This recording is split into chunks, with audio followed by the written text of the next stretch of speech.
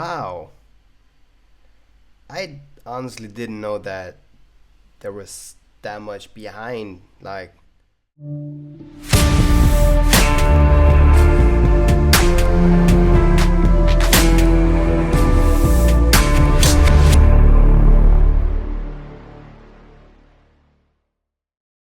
what's going on, guys? I'm back with some more, and we have blood, sweat, and tears. What does it all mean?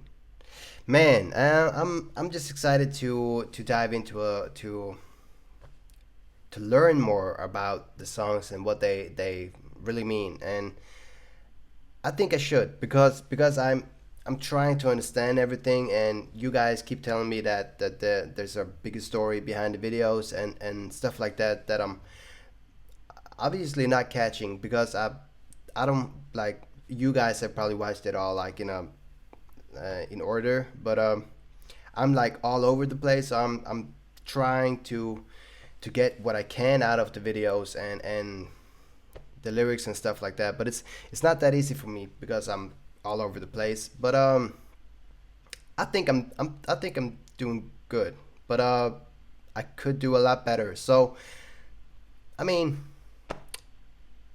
I need to learn more. Please stay with me and help me do that. That would mean a lot to me. So come on, this is BTS Blood, Sweat, and Tears. What does it all mean? By, I don't know who it is by, but I'm gonna leave it in the description down below. At its surface, Blood, Sweat, and Tears is a song about the dangers of temptation and, furthermore, the loss of innocence. The music video provides context through symbolic images, which allows these themes to take on deeper meanings. But what does it all mean, you ask? Let's get cultured AF as we take a closer look. Money, money, money. Money, money, money, money. Money, money, money. Money, money. So, it's an understatement to say there's a lot of symbolism packed into these 6 minutes. I know it may just look like every choice was made for the purpose of aesthetics, but I promise you, every single painting, statue, feather, and drop of wax means something. Although there are allusions from multiple sources of literature, each symbol works harmoniously with the next to create a larger system of meaning throughout the video. But let's take this a little at a time.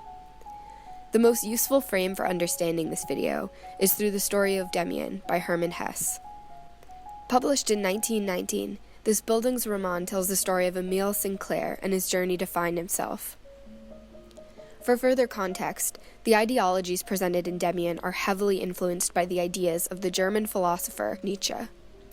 Nietzsche often wrote about the creation of the self, or as he puts it, becoming what one is. He claimed that people must craft their own identity through self-realization, and to do so without relying on anything transcending that life, such as God or a soul. He spoke of the death of God, and a future where we would see the dissolution of traditional religion and metaphysics.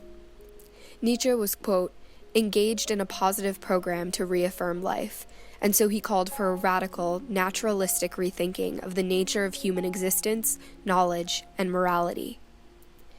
All of these ideas are central to Demian, as they're what drives Sinclair's journey towards a new understanding of life. Sinclair does not go on this journey of discovery alone, however, for he has many mentors who guide him. His dear friend, Max Demian, is the first and most important mentor. The others include Demian's mother, Frau Eva, and a wise organ player named Pistorius. Anyways, this motif of mentoring relationships is where I'd like to begin.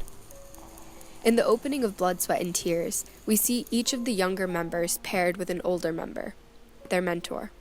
They are still surrounded by symbols of innocence, not yet having embarked on their journey of self-discovery. Jin, the oldest member, stands alone, admiring the painting, The Fall of the Rebel Angels. He is about to begin his journey. As Jin gazes at this depiction of the battle between good and evil, Bach's Mass in B minor plays in the background. Jin stands perfectly between two doors, one black, one white, one good, one evil. In Demian, Sinclair is constantly being tempted by things that belong to the realm of darkness. He feels trapped in his traditional religious teachings and develops a fierce desire to break free and expand his worldview. In the novel, this is symbolized by the sparrow hawk. Sinclair finds some freedom when Demian introduces him. Wow. Man, you guys say there is a lot behind these videos, but come on. Wow. I think the directors and the guys who comes up with everything and puts it all together deserves a lot of credit in these music videos as well. And I bet they have like a big part of it, and they might do it all for all I know. But this is really incredible. Wow, I did not expect like such small details to mean so much. Symbolized by the sparrow hawk. Sinclair finds some freedom when Demian introduces him to the idea that the world cannot be categorized into binary categories of good and evil, but rather there is good in all evil and evil in all good. This concept is represented by the god called Abraxas. The deity is neither good nor evil, but rather an affirmation of the existence of both. Furthermore, Abraxas is often depicted breaking out of an egg. The bird fights its way out of the egg. The egg is the world. Who would be born must first destroy a world. The bird flies to God. That God's name is Abraxas. This quote echoes the Nietzschean idea that we must think radically in order to be born as our true selves. Sinclair can never find himself if he only acknowledges the realm of light. He must seek knowledge and learn of both realms, therefore destroying the world he once knew. The world that contained his innocence, but also prevented him from growing to his full potential.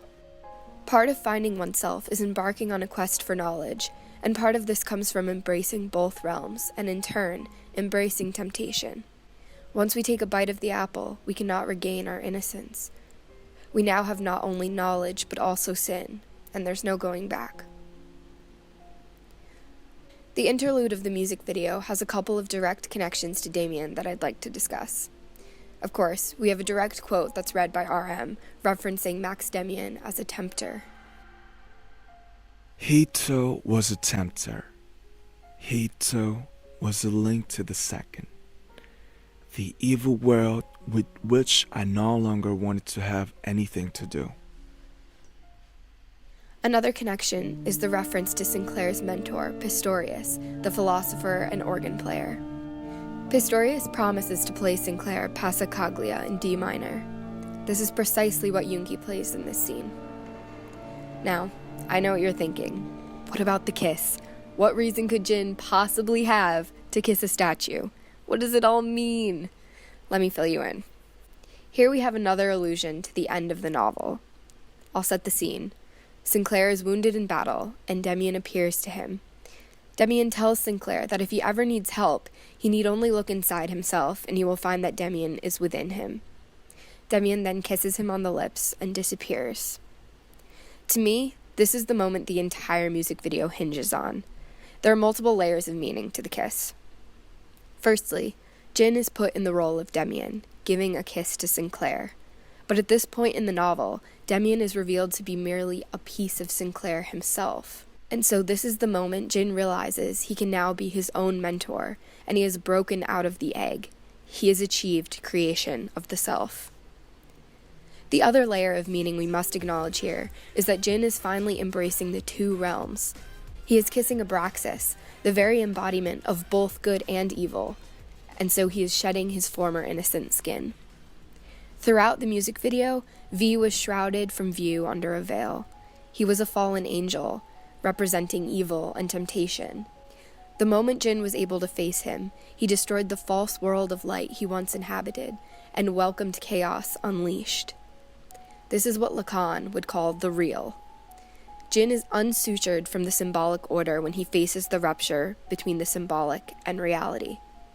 The symbolic order is the world established by traditional religion. It is the world of light where only good things can be worshipped. Facing the real, or the existence of a dark realm, as well as the chaos and darkness within ourselves, allows for freedom and the creation of self I keep mentioning. According to Nietzsche, this rupture is crucial. In fact, it's Nietzsche's quote we see here, engraved above the mirror. You still have to have chaos inside you in order to be able to give birth to a dancing star. The old version of Jin, existing only in the realm of light, begins to crumble. There's no chaos in him, and so he cannot give birth to the dancing star. What this means, essentially, is we must all suffer this fall from grace and face reality so that we can create our genuine selves. It is only once we're armed with this true sense of self, finally knowing who we are, that we can spread our wings and fly.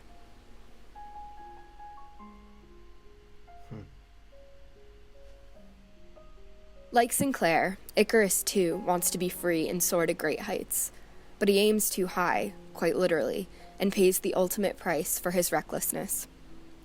He ignores his father's warnings about flying too close to the sun until it melts the wax that binds his wings and he plummets to his death. You all know the story. Behind the neon lights, we can see The Lament for Icarus by H.J. Draper. The Icarus imagery continues as we see Jungkook levitating, neither falling nor flying, surrounded by little bits of feathers. In Demian, Sinclair tells Pistorius that he's afraid of dreams in which he is able to fly, to which Pistorius replies, "It is the feeling of being linked with the roots of power, but one soon becomes afraid of this feeling. This is why most people shed their wings and prefer to walk and obey the law. But not you. You go on flying. You discover that you gradually begin to master your flight. Lacking that, you would be drawn up to the heights, powerless, which is what happens to madmen." This, of course, is a direct allusion to Icarus. But Sinclair has better control of his wings, as does Jin. At least we hope he does. BTS's music and videos often tell coming-of-age stories, and the Blood, Sweat, and Tears music video is no exception. This is an important fact to remember as we watch their youthful characters struggle and grow. Although the allusions and symbols in their videos may seem daunting at first, it's important to remember that at their core, these are just stories about growing up. These are struggles we can all relate to on some level or another, and that's what makes them so great. And the massively impressive visuals and choreographies, well, they're pretty dope too.